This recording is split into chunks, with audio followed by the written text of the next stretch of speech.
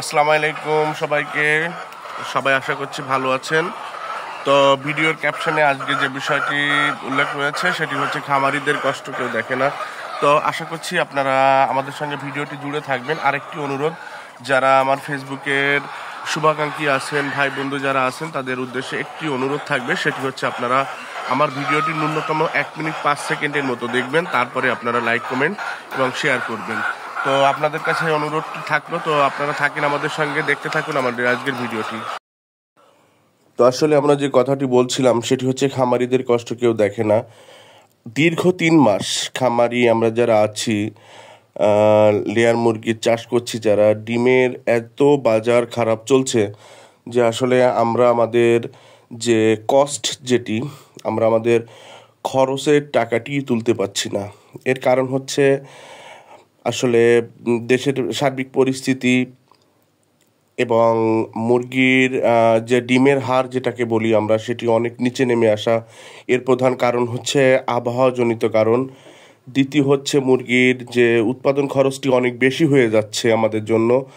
আসলে যে liver cost যেটি আছে সেটি, খাবারের ঊর্ধ্বগতি যেটি কিনা কোনো মতেই সম্ভব না, হচ্ছে না আসলে নিয়ন্ত্রণ করা, বা করা হচ্ছেও না। আমি বলবো যে ইচ্ছাকৃত যেটা সম্ভব হলেও করা হচ্ছে না। আসলে এখানে বাজারে সিন্ডিকেট একটি বড় অংশ নিয়ন্ত্রণ করে, যেটি ডিম এবং খাদ্য যে মূল্যটা, এটি আসলে বড় বড় কোম্পানি নিয়ন্ত্রণ করে, যেটি আমাদের হাতে থাকে না। তো এভাবে আসলে যেমন খাবারের অত্যাধিক দাম আমাদের কাছ থেকে নেওয়া হচ্ছে, র মেটেরিয়ালস বা কাঁচামালের দাম কম থাকার পরেও আমাদের কাছ থেকে অধিক হারে খাবারের মূল্য নেওয়া হচ্ছে। এছাড়া ডিমের আসলে যখন বাজার একটু বেড়ে যায়, তখন এখানে সিন্ডিকেটের কালো থাবা আসলে এসে হাজির হয়। তখন আসলে বাংলাদেশের সরকারও এটি নিয়ে নড়ে চড়ে বসে, মিডিয়াও নড়ে চড়ে বসে, যার ফলে হয় কি, আবারও বাজারটি এত তলানিতে চলে আসে যে তখন সেখান থেকে খামারিরা কোনো মতেই তাদের যে উৎপাদন ব্যয় সেটি আসলে তুলতে পারে না। এখানে সিন্ডিকেট তাদের ব্যবসা ঠিকই করে নিয়ে যায়।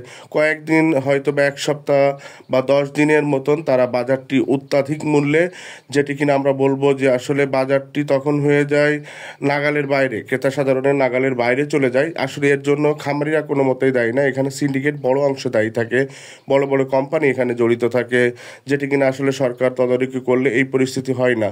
যদি সর্বনিম্ন একটি রেট বেঁধে দেওয়া হয়, তাহলে যেটি আমাদের উৎপাদন খরচ যদি আমরা তুলতে পারি, সেখান থেকে আমাদের আসলে লেবার কস্ট সহ আমাদের যে মূলধনের অনেক এখানে ইনভেস্ট করতে হয়, সেটি তোলা সম্ভব হবে। তো আসলে এদিকে সবাই নজর দিবেন, এই প্রত্যাশা থাকবে। আর সবাই আমাদের খামারিদের জন্য দোয়া করবেন। সবাই ভালো থাকবেন, সুস্থ থাকবেন, এই প্রত্যাশায়। আল্লাহ হাফেজ।